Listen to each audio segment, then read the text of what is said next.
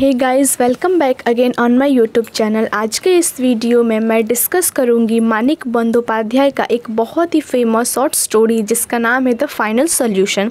सो इस short story के एक इम्पॉर्टेंट क्वेश्चन के आंसर को मैं इस वीडियो में डिस्कस करूंगी and the question is that discuss the final solution as a specimen of partition literature. मतलब हम लोग किस तरह से फाइनल सॉल्यूशन शॉर्ट स्टोरी को एक पार्टीशन लिटरेचर कंसिडर कर सकते हैं या मान सकते हैं। तो चलिए टाइम ना वेस्ट करते हुए वीडियो को स्टार्ट करते हैं। ये जो फाइनल सॉल्यूशन है ये एक बहुत ही फेमस वर्क है मानिक बंदोपाध्याय का। जो मानिक बंदोपाध्याय हैं ये एक इंडियन बंगाली ऑथर रह चुके हैं 20th सेंचुरी के, और प्लस ये एक ग्रेट नॉवेलिस्ट भी रह चुके हैं। नेक्स्ट, इनका जो ये फाइनल सॉल्यूशन है इसको ओरिजिनली बंगाली लैंग्वेज में लिखा गया था जिसका टाइटल था उपाय, बट आगे चल के जो है इसको इंग्लिश में ट्रांसलेट कर दिया गया बाय रानी रॉय के द्वारा। तो शॉर्ट स्टोरी है फाइनल सॉल्यूशन, इसको 1988 में पब्लिश किया गया था। ये एक पार्टीशन स्टोरी है जो हमारे सामने वुमेन के कंडीशन को एक्सप्लोर करती है, इंडिकेट करती है कि पार्टीशन के बाद किस तरह से वुमेन का कंडीशन हो गया था, और इसके साथ साथ ही किस तरह से जो ह्यूमन वैल्यूज़ हैं उनका डीके हो गया था, उस चीज़ को भी हमारे सामने स्टोरी इंडिकेट करता है।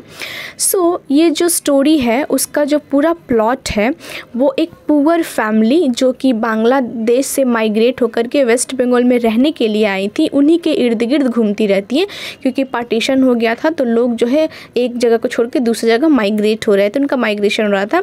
तो वही एक पुअर फैमिली जो कि वेस्ट बंगाल में रहने के लिए आती हैं, उन्हीं को केंद्र करके स्टोरी लिखी गई है कि किस तरह से वो वेस्ट बंगाल में आने के बाद वो बिल्कुल होमलेस हो जाती हैं, हेल्पलेसनेस हो जाती हैं, उनकी लाइफ एक बंजारन की तरह वो लोग स्पेंड करती हैं। ओवरऑल ये जो स्टोरी है ये हमारे सामने suffering, rape and sexual violence को जो है वो सेंटर करके इस चीज़ को प्रेजेंट करता है। The partition has been one of the most traumatic event in the history of the Indian subcontinent which leaves deep impact on human mind.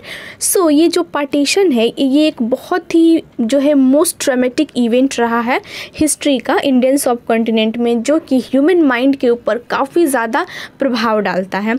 ये जो पार्टीशन था वो मोरल वैल्यूज़ को डिस्ट्रॉय कर दिया था, और इसका सबसे जो ग्रेटेस्ट इम्पैक्ट है, जो प्रभाव है इस पार्टीशन का, वो सबसे ज़्यादा वुमेन के ऊपर पड़ा था जब 1947 में जो पार्टीशन हुआ था इंडिया और पाकिस्तान का। इसके जो इफ़ेक्ट में क्या हुआ, पार्टीशन के इफ़ेक्ट में वुमेन का रेप किया गया, वुमेन को एब्डक्टेड किया गया, उन्हें जो है प्रोस्टिट्यूशन के जो है वो धंधे में बेच दिया गया आफ्टर द पार्टीशन। वुमेन सबसे ज़्यादा जो है वो विक्टिमाइज्ड हुई थी पार्टीशन के जो है दौरान, और उनको जो है वो एब्डक्ट करके सेक्स स्लेव की तरह जो है वो यूज़ करते थे। कुछ ऐसे पर्सन थे during the partition. Similar kind of story जो है हम लोग इस चीज़ को जो है सिमिलर काइंड ही स्टोरी हम लोग ये फाइनल सॉल्यूशन जो मानिक बंदोपाध्याय का है इसमें ईजिली देख सकते हैं, जहाँ पे हम लोग को देखने को मिलेगा कि एक जो रिफ्यूजी वुमेन है जिसका नाम है मलिका, वो किस तरह से स्ट्रगल करती है आफ्टर द पार्टीशन ऑफ 1947, और जब वो वेस्ट बंगाल में रहने के लिए आती है तो किस तरह से अपने हस्बैंड, अपने जो है वो भूखा सन, अपने हस्बैंड भूसन के साथ किस तरह से जो है वो अपना लाइफ स्पेंड करती है, किस किस परेशानियों को सामना करना पड़ता है। इन सारे स्ट्रगल को जो है हम लोग इस फाइनल सॉल्यूशन में देखेंगे, और किस तरह से एट द एंड जो है वो अपने स्ट्रगल का, प्रॉब्लम का, सफरिंग का एक सॉल्यूशन निकालती है, उस चीज़ को भी हम लोग देखेंगे। Many of Hindu families who left their home in East Pakistan and came to West Bengal in India. ऐसे बहुत सारे हिंदू फैमिली थे जो लोग अपने घर को छोड़ करके, ईस्ट पाकिस्तान में जो उनका घर था उसको छोड़ करके जो है वो वेस्ट बंगाल में इंडिया में रहने के लिए आए थे। उनको जो है वो रहने के लिए जो है वो जगह नहीं मिल पा रही थी due to overcrowded camps की वजह से। उन लोगों को जो है वो फोर्स किया जाने लगा कि आप लोग को जहाँ कहीं भी प्लेस मिले, including public place like Sealdah railway station, आप वहाँ पे सेटल हो जाइए।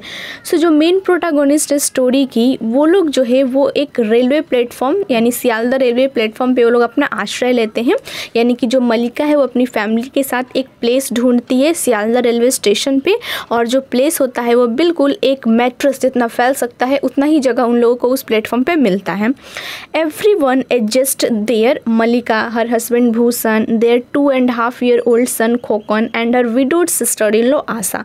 सो उसकी फैमिली में टोटल जो है मलिका थी, उसके हस्बैंड जिसका नाम भूषण था और उसका जो है 2.5-year-old सन था जिसका नाम खोकन था, और उसकी एक विडो सिस्टर इन लॉ थी जिसका नाम आशा था। तो इतने लोग जो है उस रेलवे प्लेटफॉर्म पे अपना शेल्टर लेते हैं। इसके साथ साथ ही उनके साथ 3 सूटकेस रहता है, वेडिंग पेंडल्स रहते हैं, पॉट्स रहते हैं एंड पैंस रहते हैं। तो ये उनका जो था ये सामान था जो अपने साथ लेकर के वो यहाँ पे वेस्ट बंगाल में आए थे। In that refugee camp they फोर्स many new challenges due to displacement. इस रिफ्यूजी कैंप में उन लोगों को बहुत सारे प्रॉब्लम, नए नए चैलेंजेस का सामना करना पड़ा क्योंकि ये उनका खुद का प्लेस नहीं था, और इसके अलावा उन्हें काफ़ी ज़्यादा भूखमरी से भी वो लोग परेशान थे। इन स्पाइट ऑफ दिस, जो मलिका का हस्बैंड था वो भी जो है वो मलेरिया से सफ़र कर रहा था। उसका जो बेटा था वो भी इम्पिटी स्टोमक, भूखमरी के कारण बहुत ज़्यादा रो रहा था। उसी समय पे प्रमथा जो है वो एक हेल्थ एंड वेलफेयर सोसाइटी का मेंबर रहता है। वो उस प्लेटफॉर्म पे आता है अपने असिस्टेंट रामलोचन के साथ में, और वो जो है वो जॉब को प्रोवाइड कर रहा था जो कि सिर्फ वुमेन के लिए ही अवेलेबल था। मलिका जो है इस रिस्क को समझ जाती है और एक बार अपने जो स्केल्टन लाइक उसका चाइल्ड है उसको देखती है, और फिर जो है वो उनके प्रपोज़ल को जो है एक्सेप्ट कर लेती है। Pramatha was one among many wolves in human form who were circling around the refugee women waiting for the right opportunity to abduct them and engage in flesh trade। तो जो प्रमथ था ये एक ऐसा लोमड़ी था ह्यूमन फॉर्म के बीच में जो कि रिफ्यूजी व्यूमेन के इर्द गिर्द घूमता था, और वो एक मौके की तलाश में रहता था कब उसे मौका मिले ताकि वो किसी भी व्यूमेन को अपने जो है वो जाल में फंसा ले और उन्हें जो है वो फ्लैश ट्रेड यानी कि प्रोस्टिट्यूशन के ट्रेड में लगा सके।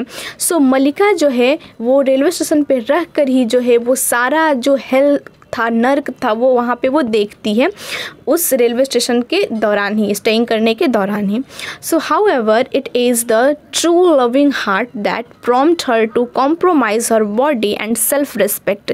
ये जो है वो मलिका का ट्रू लविंग हार्ट ही होता है अपने हस्बैंड के लिए, अपने सन के लिए और सिस्टर लो के लिए, इन लॉ के लिए, जिसकी वजह से वो क्या करती है, वो कॉम्प्रोमाइज़ करती है अपनी बॉडी के साथ में और अपने सेल्फ रिस्पेक्ट के साथ में। बट वो बहुत ही एंग्री हो जाती है, गुस्सा हो जाती है जब जो प्रमथ है वो उसका सेक्सुअल फेवर फर्स्ट में जो है वो लेना चाहता है। She had accepted that Pramath was going to engage her in prostitution but she could not tolerate the thought that he had planned to enjoy her first।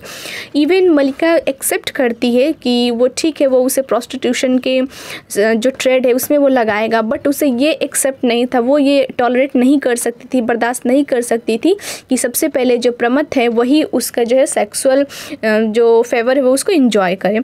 सो ये जो बीट्रेल का एक्ट था जो प्रमथा ने उसे दिया, इसके वजह से जो है उसका पेशेंस का बाउंड्री टूट जाता है और वो क्या करती है, गुस्से में आकर के जो प्रमथा है उसको जो है हैंग आउट कर देती है, उसे फांसी लगा देती है उसी के घर में, दरवाजे को बंद करके और क्या करती है, सारा पैसा लेकर के उसके पॉकेट से वहाँ से निकल जाती है। The money she takes from the dead's man pockets represent the final solution to her and as she say in the end we will never be hungry again, my son will have milk 4 times a day। So at the end जब वो उसे मार करके उसके pocket से पैसे लेकर के घर से बाहर निकलती है तो यही उसका जो है वो फाइनल सोल्यूशन को रिप्रेजेंट करता है। और वो एट द एंड स्टोरी के ये भी कहती है कि अब से हम लोग कभी भी भूखे नहीं रहेंगे, और जो मेरा बेटा है यानी कि जो मलिका का बेटा है वो एक दिन में जो है वो 4 टाइम उसे दूध मिलेगा। सो यही उसका फाइनल सोल्यूशन था। And at the end the act of murdering Pramatha empowers her. जो जब उसने उसका मर्डर कर दिया प्रमथ का तो अब उसे एक साहस मिल जाता है ये काम करने का, और वो ये डिसाइड करती है कि अपने साथ वो एक चाकू लेकर के रखेगी जब भी वो इस तरह के आदमी के साथ जो है वो उसका मीटिंग होगा या फिर वो मिलेगी, और इस तरह से जो है वो उनका शिकार करेगी। तो एक विक्टिम से ले करके किस तरह से वो जो है खुद का एक एजेंट बन जाती है और अपनी फैमिली का डेस्टिनी जो है वो चेंज कर देती है।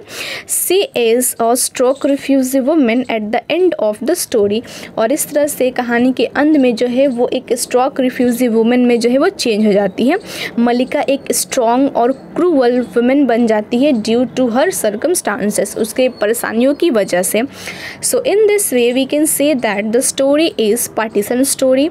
The story brings out tale of suffering, rape and sexual violence common during the post-partition days. The story reveals the absurdity of human existence. So इस तरह से हम लोग कह सकते हैं कि ये जो स्टोरी है पार्टीशन की स्टोरी है। क्यों? क्योंकि इसमें पार्टीशन के बाद जो वुमेन का कंडीशन था उसको दिखाया गया है। सो ये 100% जो है वो पार्टीशन स्टोरी है जो हमारे सामने वुमेन के सफरिंग, प्रॉब्लम, सेक्सुअल वायलेंस को जो है वो दिखाता है during the post partition days.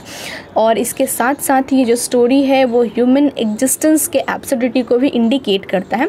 So I hope आप लोगों को इस क्वेश्चन का आंसर इजीली समझ में आ गया होगा। अगर और किसी क्वेश्चन का आंसर चाहिए तो प्लीज़ कमेंट करिए, मैं उसको प्रोवाइड करने की कोशिश करूँगी। एंड अगर आप इस चैनल पर नए हैं तो चैनल को लाइक शेयर सब्सक्राइब करें। एंड थैंक यू, मिलते हैं नेक्स्ट वीडियो में।